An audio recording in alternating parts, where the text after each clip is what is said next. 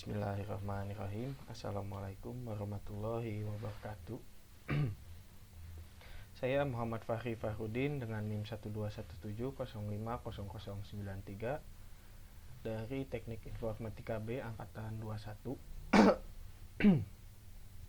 Hari ini akan menjelaskan mengenai hasil rangkuman saya yang referensinya dari buku tentang zakat. Langsung saja ke materinya. Jadi zakat adalah sebuah praktek ibadah di mana orang Islam memberikan 2,5% dari hartanya untuk disumbangkan kepada yang membutuhkan. Saat ini di sebagian besar negara yang bermayoritas umat Islam memberikan zakat bersifat sukarela. Namun ada juga beberapa negara yang zakatnya diurus juga oleh pemerintah. Di negara seperti Inggris misalnya, orang-orang Islam di sana membayarkan zakat dengan memberikannya langsung ke badan amal.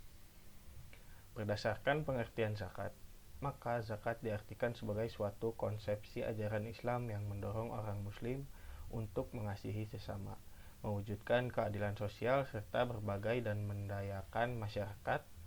Selanjutnya untuk mengentaskan kemiskinan. Zakat berasal dari bahasa Arab yang artinya menyucikan. Zakat adalah bentuk sedekah kepada umat Islam. Zakat diperlakukan dalam Islam sebagai kewajiban atau seperti pajak. Di dalam rukun Islam, berzakat ada di urutan ketiga setelah sholat. Meskipun zakat diwajibkan bagi umat Islam, tidak semua orang bisa berzakat.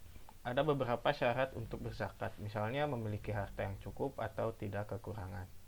Dalam pandangan Islam, memberikan hartanya kepada orang lain yang membutuhkan bisa mensucikan jiwa mereka dan juga sebagai pengingat bahwa harta itu bukan milik mereka namun milik Allah Subhanahu wa taala yang dititipkan kepada mereka. Umat Islam percaya bahwa semakin banyak memberi, maka Allah Subhanahu wa taala akan memberikannya berkali-kali lipat di akhirat. Selanjutnya untuk hukum zakat, di dalam Al-Qur'an amalan tentang zakat disebutkan beberapa kali. Seperti dalam surat Al-A'raf ayat 156, orang-orang yang akan diberi kebahagiaan di akhirat adalah orang yang menunaikan zakat. Ayat tersebut memiliki arti, dan tetapkanlah untuk kami kebaikan di dunia ini dan di akhirat. Sungguh kami kembali bertaubat kepada Engkau, Allah. Berfirman, siksaku akan aku timpakan kepada siapa yang aku kehendaki dan rahmatku meliputi segala sesuatu. Maka akan aku tetapkan rahmatku bagi orang-orang yang bertakwa, yang menunaikan zakat dan orang-orang yang beriman kepada ayat-ayat kami. Di dalam Al-Quran juga dijelaskan bahwa zakat adalah hal yang wajib bagi umat muslim yang mampu secara finansial. Menunaikan zakat dilakukan demi keselamatan dunia dan akhirat. Umat Islam mempercayai bahwa memberi zakat dapat mendapatkan pahala, sedangkan jika mengabaikan untuk memberi zakat akan mendapat dosa. Selanjutnya mengenai jenis-jenis zakat. Yang pertama ada zakat fitrah. Zakat fitrah adalah zakat yang harus dibayarkan bagi seorang muslim yang sudah mampu untuk menunaikannya dan berkecukupan. Zakat fitrah adalah zakat yang wajib ditunaikan satu kali dalam setahun. Waktu membayar zakat fitrah umumnya dilakukan pada bulan Ramadan. Biasanya menunaikan zakat fitrah dilakukan menjelang hari raya Idul Fitri. Selain itu, yang membedakan zakat fitrah dengan zakat yang lainnya adalah zakat fitrah diharuskan untuk ditunaikan sebelum melaksanakan sholat Idul Fitri. Zakat fitrah memiliki arti yaitu mensucikan harta. Hal ini karena di setiap harta seseorang adalah sebagiannya milik dari orang lain, terlebih lagi orang yang membutuhkan. Selain itu, harta yang ada pada manusia bukanlah milik mereka semua, namun itu adalah titipan dari Allah Subhanahu wa taala. Besar zakat yang harus dikeluarkan untuk zakat fitrah adalah sebesar 1 sa' atau 2,5 kilo beras, kurma, sagu, gandum. Besarnya zakat bisa disesuaikan dengan konsumsi per orang dalam sehari pada waktu yang berlaku, karena hal ini bisa berubah akibat inflasi di negara tertentu gitu.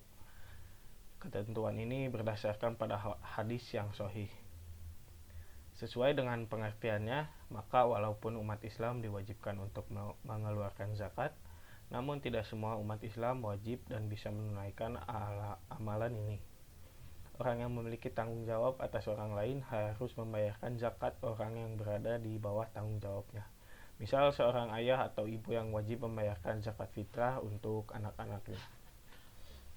Zakat fitrah juga bisa dibayarkan dengan bentuk uang yang setara dengan 1 syak gandum, kurma atau beras, dan bahan pokok lainnya. Nominal dari uang tersebut yang ingin dizakatkan harus disesuaikan dengan harga bahan sembako yang berlaku. Di Indonesia sendiri, membayar zakat fitrah bisa melalui lembaga amil zakat yang terpercaya. Zakat fitrah boleh dibayar dari awal bulan Ramadan sampai sebelum waktu sholat Idul Fitri atau di hari akhir bulan suci Ramadan. Yang kedua ada zakat mal.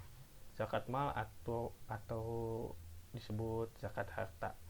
Sesuatu dapat disebut dengan harta apabila memenuhi syarat-syarat tertentu, seperti yang dapat dimiliki, disimpan, atau dikuasai. Dapat diambil manfaatnya sesuai dengan harta tersebut. Contoh dari harta misalnya rumah, mobil, tanah, hewan ternak, emas, dan perak.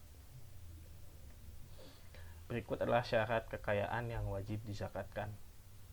Pertama, harta tersebut merupakan harta yang sepenuhnya adalah miliknya. Kedua, harta yang dimiliki bisa berkembang atau bertambah. Tiga, harta yang dimiliki sudah mencapai jumlah tertentu yang sesuai dengan ketentuan zakat atau sudah sesuai dengan nisabnya. Yang keempat, harta tersebut merupakan kelebihan setelah memenuhi kebutuhan pokok. Kelima, harta yang dimiliki oleh seseorang jika sudah dimiliki selama 1 tahun, maka wajib untuk dizakatkan. Lalu untuk menghitung zakat mal itu harus disesuaikan dengan harga emas yang berlaku pada saat itu, karena harga emas itu selalu berubah-ubah setiap tahunnya. Selanjutnya mengenai penerima zakat. Penerima zakat yang biasa disebut dengan mustahik. Mustahik ini adalah orang-orang yang berhak menerima zakat. Di dalam Al-Quran, surat At-Taubah ayat 60 disebutkan 8 kategori atau golongan orang-orang yang memenuhi syarat untuk mendapatkan manfaat dari zakat. Yang artinya dari surat At-Taubah ayat 60, sesungguhnya zakat itu hanyalah untuk orang-orang fakir, orang miskin, amil zakat, yang dilunakkan hatinya atau mu'alaf, untuk memerdekakan hamba sahaya, untuk membebaskan orang yang berhutang untuk jalan Allah, dan untuk orang yang sedang dalam perjalanan sebagai kewajiban dari Allah. Allah maha mengetahui, maha bijaksana.